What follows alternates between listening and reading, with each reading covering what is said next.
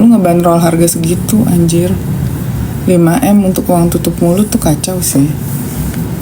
Biar gak di review. Lihat tuh dari dua sisi, jangan cuma lihat kayak oh iya ini si dokter siapalah itu tuh.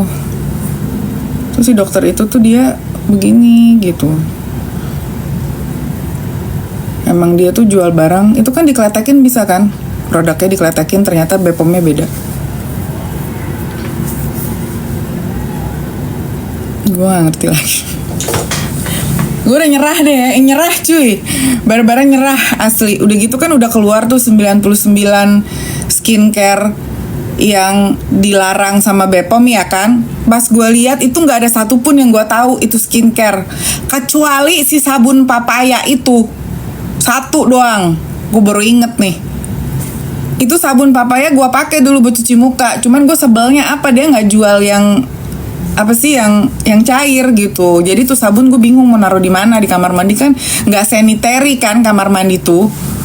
Akhirnya gue udah nggak pernah beli lagi.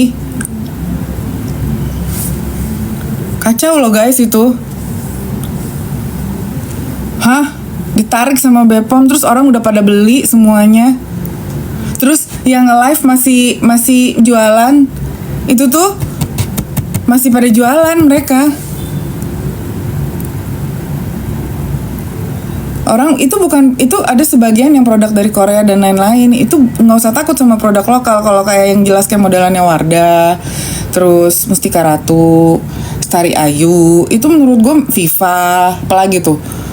Itu menurut gue ya sudah gitu loh, lu bisa pakai itu, nggak pernah bermasalah sama sekali. Tapi kalau misalnya lu udah pakai produk-produk baru yang denger ya, ini gue kasih tahu sama kalian ya. Produk-produk itu, skincare itu adalah skincare yang dijual di pasar tradisional tempat orang beli sayur. Kan ada tuh yang jualan iketan rambut, ya kalau lu pernah ke pasar tradisional. Nah, itu kan ada yang jual iketan rambut, dia jual skincare juga cuy. Nah, itu dia jualnya di situ. Setahu gue ya. Gitu. Karena gue pernah ke pasar tradisional, gue ngeliat ada kayak tube-tube gitu. Terus gue nanya, itu apa? Gue bilang gitu. Terus dibilang katanya, itu ini, apa namanya? Oh, itu skincare kak, itu merek ini. Oh gitu. Oh oke. Ya sudah. Agen-agennya di Jembatan 5 banyak banget. Iya makanya, awas kak dibilang buzzer. Ya ampun kak. Gue kalau jadi buzzer mah udah kaya gue. No, kayak si itu tuh, si food vlogger itu kan kayak buzzer itu, dia punya buzzer, dia punya masa nge-review, ngasih Google review jelek, bintang 1, ya kan, udah dikasih bintang 1, terus ya begitu gitu loh. Gue jadi nggak percaya ya, gue jadi percaya sama. Sekarang ngelihat Cimehong tuh jadi jauh lebih. Sebelumnya gue kasihan, gue bilang kan dia ibu beranak 3 gitu kan, single fighter gitu-gitu. Sekarang gue ngeliat Cimehong, apa jangan-jangan Cimehong juga pernah ditawarin juga kali gitu untuk nge-review, atau kalau bukan dia si apa namanya Omai juga mungkin bermasalah gara-gara pernah begitu juga kali. Cuman dia nggak ngomong, dia diem aja. Ini udah banyak loh yang bersuara, laporan udah ada di polisi. Itu laporan kalau udah ada di polisi sih hukum tetap berjalan ya. Paham nggak?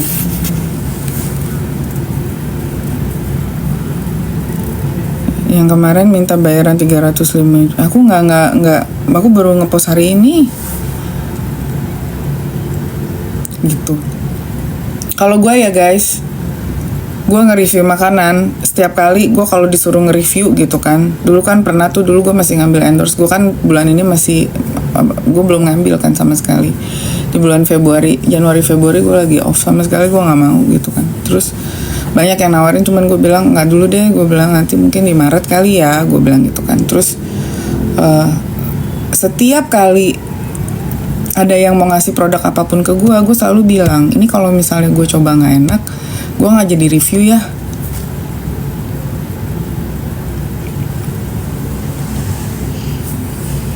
Gue nggak mau, soalnya kalau nggak enak gue nggak mau.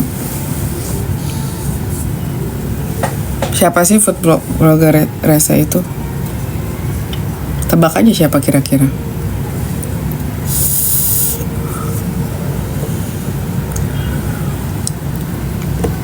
Tapi kalau enak mah emang beneran enak. Contoh House tuh beneran enak loh.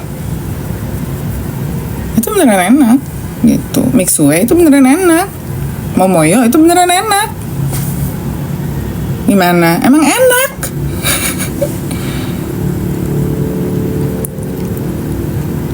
Inisialnya W sama HY.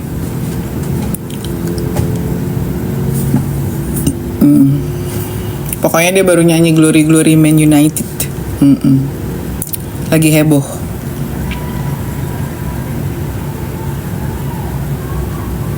Iya, gue juga kayak gitu. Karena apa? Gue gak mau ngejatuhin bisnis orang.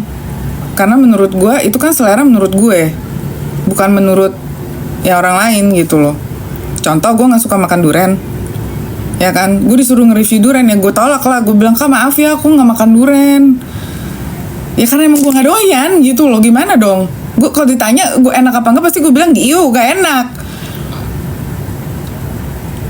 Sampai sekarang tumblernya masih ada guys. Gue masih punya tumblernya dia di kantor. Ntar gue pakai deh. Nanti gue sampai kantor kalau mood gue enakan nanti gue live.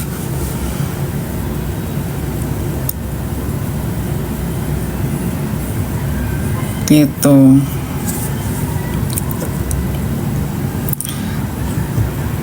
Carinya di ini aja. Aku udah ngepost kok di IG. Aku nge-repost postingan orang. Itu pasti kalau kalian lihat di situ pasti langsung tahu siapa. Ngepost aku di IG. Gue udah bilang sama anak warung gue ya, kalau misalnya lu kedatangan orang itu ya, si 2 oknum itu ya, itu kita tidak menerima mereka untuk makan di warung kita. Gue bukannya takut di review, nggak ada takutnya gue. Bahkan orang kalau komen apapun pasti gue bales. Kalau itu kritik membangun, pasti gue bales, serius.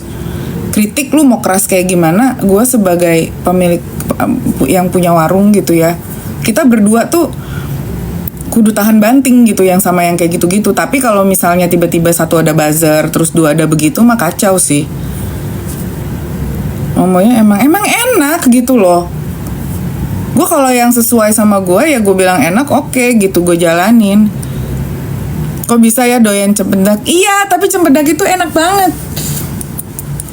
Aneh kan? Jadi gini ceritanya, gue tuh sebenarnya dulu doyan durian waktu gue masih kecil. Tapi gue pernah diajak jalan sama nyokap gue ke Medan. Dan itu jalan darat guys. Dari Medan kita keliling-keliling lah tuh sampai kemana-mana. Jauh lah pokoknya. Nah di perjalanan tuh gue sepanjang jalan makan durian mulu. Kayaknya tuh mabok darat gue kan gitu. Muntahlah durian. Sejak itu gue gak mau lagi makan durian. Itu kejadian waktu gue umur 4 tahun apa 5 tahun tuh. Aku udah siapa? Udah tahu kan? Cempedak lagi musim. Yuk, mau mukbang. Kulitnya itu sempet, iya itu digoreng enak tuh kulitnya, kulit cempedak. Nanti gue beli deh. Ntar gue cari cempedak ah. Duh itu enak banget pakai gula merah. Muntah durian, iya kan? Jadi sejak itu gue nggak pernah mau makan durian mentah. Tapi kalau kinca durian gue suka bikin. Doyan gue, kinca durian tuh gue kan pernah ada menu kinca durian di warung gue. Iya kan? Nah itu soalnya nggak terlalu duren gitu, nggak yang duren gitu loh.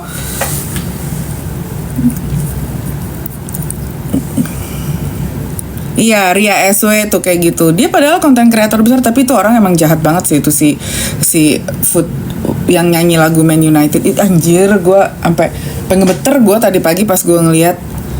Asli, sumpah demi Tuhan sampai gemeter gue. Iya, makasih loh Kak Nyonya Muda. Kinca durian pakai ketan, nggak pakai, bikin sendiri. Gue dulu jualan di warung, ya tapi kan yang masak gue. Yang jual kue viral ada cashback angpau itu kan Bar, iya. Maksudnya apa tahu? Nggak ngerti gue.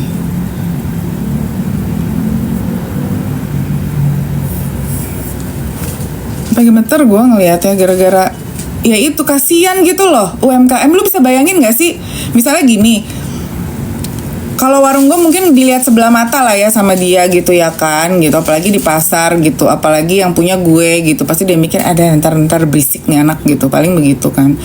Maksud gue adalah warung lain, lu tau nggak? Warung lain yang dia lihat, ini kayaknya oke nih, ini kayaknya ini nih gitu.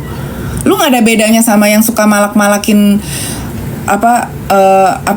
angkringan di pinggir jalan tuh. Kan ada tuh yang suka malak tiap hari, kan ada tuh duit palakan 50.000, 100.000 kan ada tuh. Nah itu, cuma nih angkanya gede gitu loh.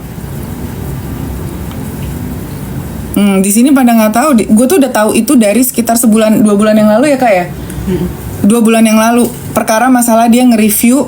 Terus dia bilang ini tuh ada, dia bukan nge-review ya, ini beda lagi nih case-nya. Jadi dia nggak nge-review nih. Jadi case-nya yang ini tuh dia menyampaikan, dia mendapatkan laporan dari masyarakat yang bilang kalau ada mur di makanan yang menyebabkan orang tersebut kudu ke operasi gigi di Singapura, cuy. Nah tiba-tiba postingan itu di take down tuh. Kenapa? Yang punya nyanyi, yang punya bersuara. Karena apa? Ditekan 350 sampai 600 juta.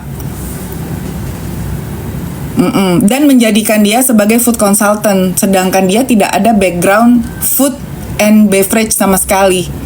Chef bukan sama sekali gitu.